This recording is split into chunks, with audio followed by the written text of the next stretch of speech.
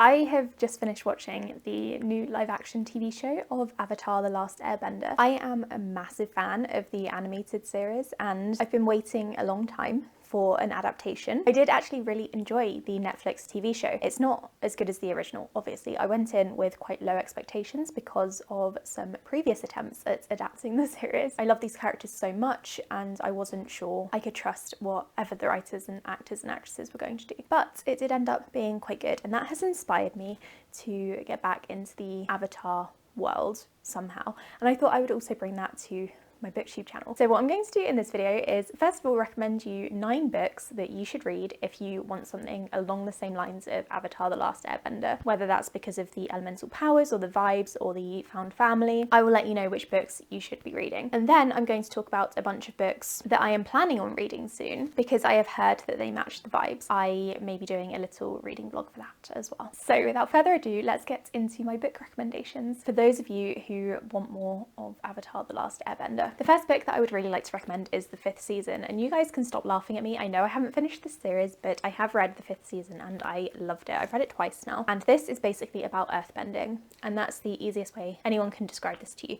This follows 3 women as they are struggling with what are essentially earthbending powers. One of those women has lost a child or 2 children. One has been killed and the other one is missing, so she is on a journey to go and find her. Another one is just discovering her earthbending powers, and the other one is basically already an earthbending soldier. I realise I'm using the word earthbending. That's not what N.K. Jemisin uses at all. It's just the easiest way to help you understand what's going on here. So it's obviously an epic fantasy book, the first in a trilogy. It starts out with a massive earthquake rift sort of thing. The earth is basically ending. I really enjoyed this one and I can't wait to carry on with the series, but I haven't done so yet because it intimidates me. Another book that I would like to recommend is actually a series, and it's the Elementals series by Brigid Kemmerer. So you may know this author from other works that she has written.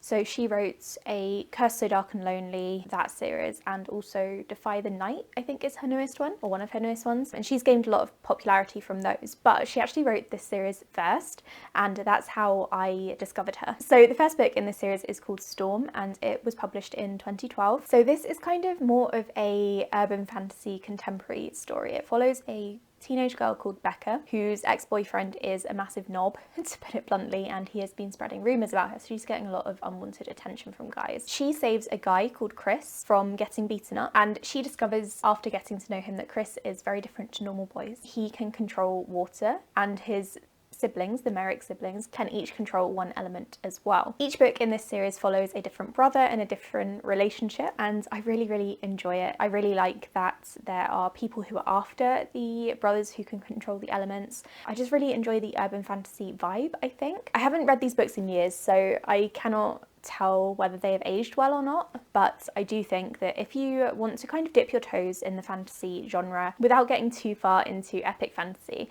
I think this is a really good series to start with if you're craving a little bit of elemental powers but also some teenage angst. I also want to recommend The Daughters of Ishtar. This is the first book in a duology. The second book is coming out very soon. I can't remember the date, but I think it's April, and again this follows people who can control the element. In this series they are called weavers, and weavers are definitely looked down upon. This book does follow more of the political side of the world building or the plot rather than the fantasy side, but there are some really cool epic elemental powers moments in this and I really enjoyed it, so I'm looking forward to reading the second book when it comes out. I think if you enjoy shorter fantasy books and ones that are a bit more political, I would recommend this one. It's also Egyptian inspired as well. I obviously couldn't get through this video without mentioning the City of Brass. I try to bring this up in every recommendations video that I do because it's just so versatile for recommendations videos. So this one follows a girl called Nari who has some sort of powers that she doesn't really understand, and she meets a guy called Dara who is a djinn, and he takes her to the City of Brass where she gets stuck into the politics of everything and learns that she perhaps has more power than she realizes in various ways. As the characters in this are djinn, or most of them are, they do have some fire wielding powers, which is why I think this fits really well into this recommendations video. And Nari also has some powers which also relate to Avatar The Last Airbender, but I don't want to go into any detail. Just in case it's spoilery, I've read this trilogy so many times now that I can't actually remember where each bit of information falls, and I can't remember how early on her powers are discussed in detail and figured out. Just know that this book is absolutely fantastic. The entire trilogy is. Actually, I gave them all 5 stars. This is my favourite series ever. The characters are also my favourites. I love Nari, Ali and Dara so much. Dara is a bit questionable, but don't worry about it. Just go along with whatever S.A. Chakraborty is trying to do. I also love the side characters as well. Montadir is one of my all-time favourite side characters, and I really want him to have his own book because honestly, he's amazing. And the villains in this one are also so well written and so well rounded as well. So I would highly recommend this series, and if you're going to take any book away from this video or away from my channel, then choose this one, please, because it's incredible. I also want to mention The Prison Healer. This is another YA fantasy trilogy. In this first book, the main character is exactly what the title suggests. She is a prison healer. She and her father were imprisoned and are being kept in this really, really awful place, and she is now in charge of healing the other prisoners.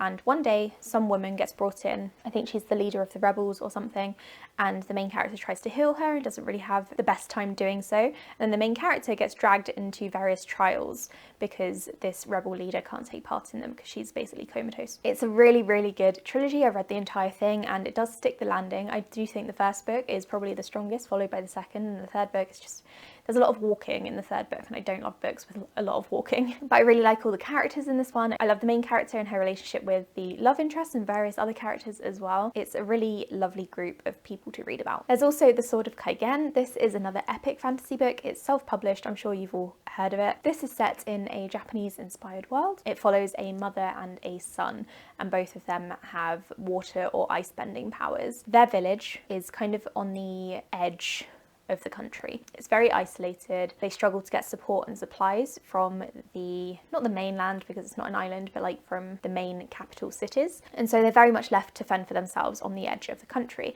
and then they're attacked. I didn't love this book as much as everyone else did. I didn't love the writing style, to be honest, but the world building was very good. I really enjoyed that. The writing was just not for me, unfortunately, but it is really good writing for everyone else, apparently. Everyone else loves it and gives it 5 stars. So that's why I have included this in this video. There's also Vampire Academy, which is another older YA series. This is more paranormal than fantasy, really. This is set in a school where there are 3 different kinds of vampires. They've all got funny names and I can't remember what they are, but there's these sort of soldier vampires who are like super strong, and I think they like heal faster and stuff, and they are guardians to the royal vampires, and the royal vampires are the ones with the elemental powers. People tend to be able to control one of the 4 elements, and then one of the main characters called Lissa, she struggles with those powers and doesn't seem to have the same abilities as everyone else. So a huge mystery in the first book, at least, is figuring out what's going on with her. And we're actually following her soon-to-be bodyguard, Rose, as she goes through her school years and trains to become a vampire guardian. I did say that there's a 3rd type of vampire. That is the like super evil vampire, and they're not allowed in the school. They're the like murderous ones that want to suck your blood. And so it's the guardian vampire's job to protect the royal vampires from these evil ones. There is a bit of an iffy relationship in here that I don't think has aged well. So Rose gets with, or is interested in,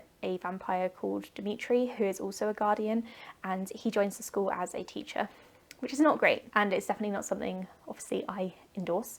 However, I didn't mind reading about it when I was younger, and I knew that it was fiction, so if you've got like the correct mindset going in, it's not the worst book I have ever read. But that's definitely something to keep in mind, that it hasn't aged well, and if you think about it too hard, it's a bit problematic. But I still have really fond memories of this series, and I haven't reread them in years. But I remember reading the first 6 books in like 24 hours because I was obsessed. So something gripped me. I would also like to recommend Blood Heir by Amelie Wen Zhao. This is a YA fantasy series. It's the first in a trilogy. I haven't read the whole trilogy yet, but I really want to, especially after reading the back of this one again in the first couple of chapters, because oh my god, it's so good. This is set in a Russian-inspired world, and the main character is a princess, and her father has been murdered. So Anna, the princess, is on a mission to find out who her father's killer was and get revenge. And not only that, she is also in hiding because Anna has an affinity for blood.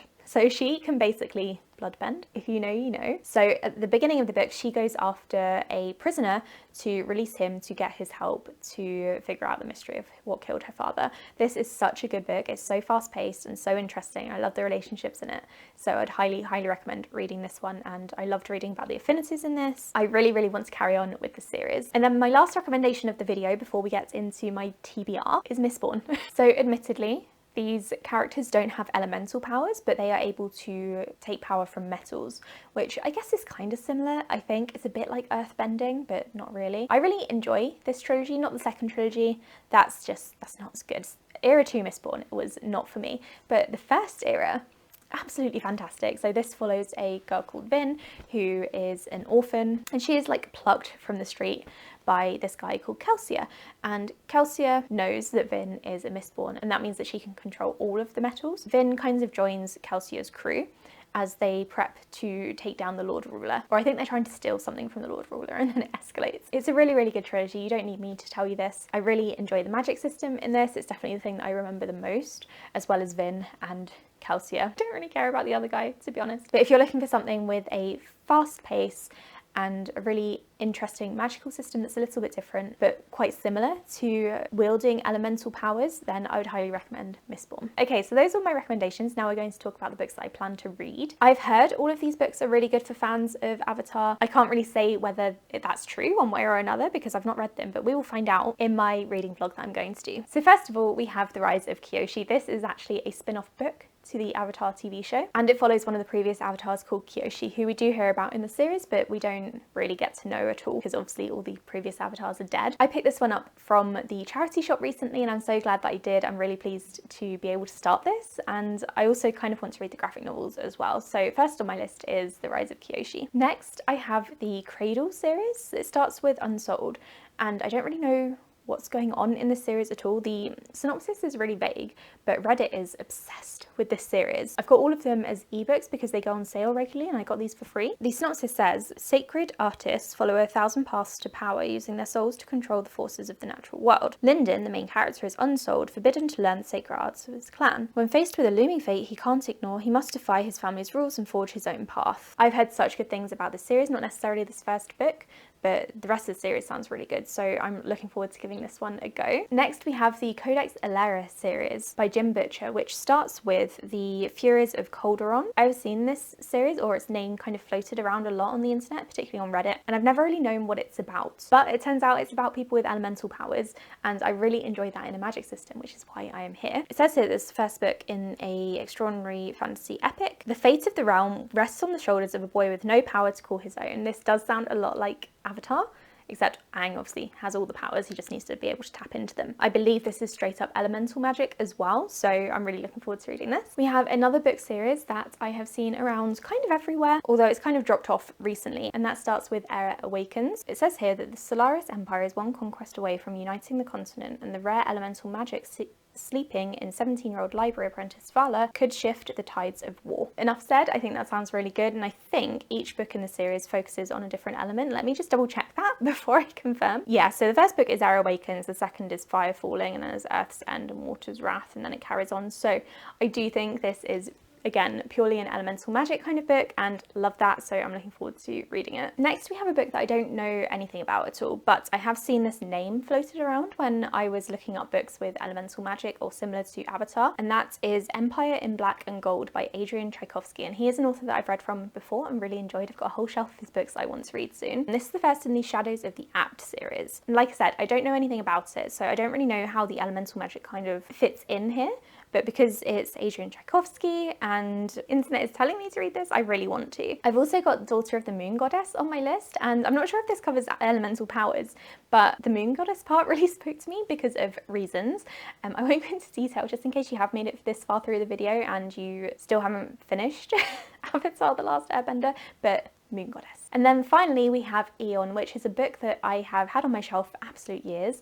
It was really popular back in the day on Booktube about 12 years ago, 15 years ago, apparently. This one follows a main character who is pretending to be a boy and is pretending to be 12 years old in order to train to use dragon magic, because girls aren't allowed to do that. I don't really know much about the magic system in this one, but again, this one keeps coming up on lists to do with Avatar The Last Airbender, so I think it's probably going to be related to the elements.